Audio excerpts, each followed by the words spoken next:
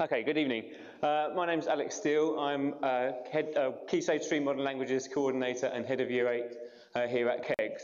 And I'm just going to whiz through a handful of strategies employed in KEGS MFL.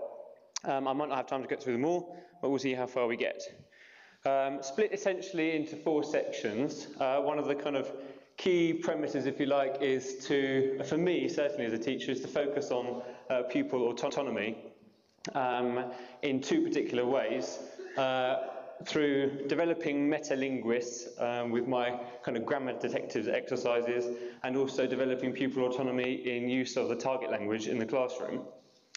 Just before I go on to the grammar detectives, I want to show you my grammar hub, as Tom kindly christened it when he saw it. Classroom upstairs with basically a load of grammar from both languages all over the wall. Spent a little bit of time last summer putting that together and basically just turning all 4 walls in the classroom into an interactive resource for the pupils, for creative writing exercises, and for me to kind of teach from any part of the classroom, whether whole class exercises or individually to individual students. So that's point number 1, the grammar hub. Next thing, grammar detectives. As mentioned, developing metalinguists, encouraging the pupils to engage with grammar on a kind of metalinguistic level, breaking it down, deconstruction, all that kind of thing. And there are two ways of going about this. One on a simple level, looking at the conditional tense here in German. Example sentences, giving them a context, the apocalypse, what would you do without the internet?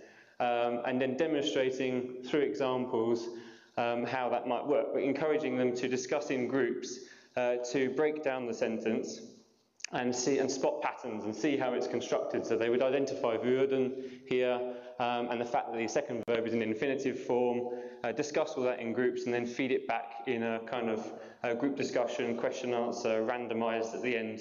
And we essentially learn the grammar collaboratively, rather than me stand at the front and teach something quite dry and oblique to them in advance.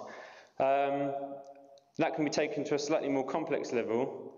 This is something I did with my Year 7 earlier on this year. I set them a James Bond mission to discover to what extent German verbs rebel against the rules. And it's really quite dry and dusty if you try and teach it and explain it to them. So get them to discover it for themselves. They have to essentially follow this mission. They work in groups of 4 to conjugate, really quite dry and dusty, as I said, conjugate these 16 verbs, which are all chopped up into cards. They use a verb list in a dictionary, and then it would spot a pattern that all the du and sie es man forms in the verbs are different, and therefore they spot that pattern themselves. We discuss it collaboratively in groups. And then there's a slightly more complicated element to it, the next stage. And I pretend to be the M and set the missions. I won't explain what that means, I haven't quite got time. So yes, that's that. The second part really was to talk about the kind of total target language ethos. And this is something I worked on as part of my middle leaders course I did last year and tried to embed it in the department. As I say, I'm not going to take total credit for it. Gemma Fordyce at Thundersley actually gave me this idea as part of a creativity and innovation seminar we did. But I created these placemats for students in the lesson, in the languages, to interact with each other and also with the teacher. And essentially they're just speaking frames to encourage pupil autonomy to speak as much German or French in the target language. And so you have kind of humorous examples like stop annoying me and whinging and stealing my things as well, encouraging them to do that as much as they possibly can. So that's one section of the kind of pupil autonomy in the target language. And the second section, oh sorry, this is a picture of the kids with those in action on a kind of board game, and you see the kind of yellow cards. I think this was actually a video, but it doesn't appear to be working. So it's a still image.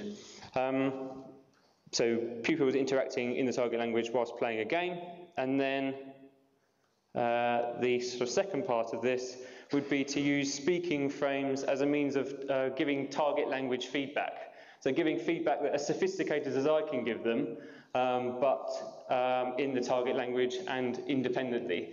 So for example, how many minutes? 2 minutes.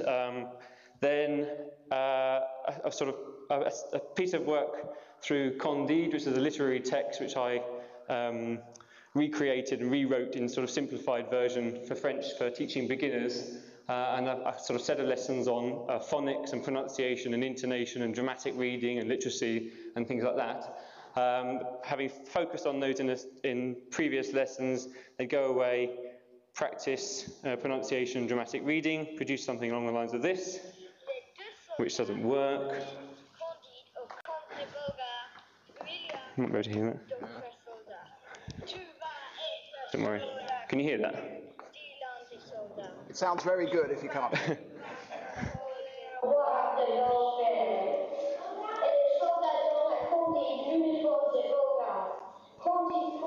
So they've prepared those dramatic readings, and then they'd listen back to them in class, and again I'd use a speaking frame in the target language to encourage them to comment on pronunciation and intonation. And the interesting thing about the speaking frames is that they're actually accessing language perhaps at a much higher level than they'd be able to produce themselves. But for example, j'ai entendu une erreur avec la prononciation, quelqu'un a dit blah blah blah, mais on doit dire blah blah blah. They're kind of, he said this, but you should say that. Or I heard an error of pronunciation here, I think the presentation was great. They are actually accessing language, as I say, higher level. And when we come back to doing perfect tense or imperfect tense, we can use the speaking frames as a point of reference. And they've already kind of used that language in a particular context. And as I say, if they focus on a particular thing, they can actually make as sophisticated feedback as I can. I think I'm going to be very short of time for the mini boards. How long have I got? Yeah. Wir zeigen die Mini-Tafel, a couple of mini-board strategies, a game where they work collaboratively to build sentences using images, and they just sort of hold them up in groups, and I kind of give them points, and they work against each other. Collaborative work, peer assessment, totally autonomous and independent. And the last one was using mini boards on the board. So a big class activity, which you can then annotate and use organically and discuss in class and things like that. If you want to talk to me a bit further about that later on, then I'm more than happy to do that. Thank you very much.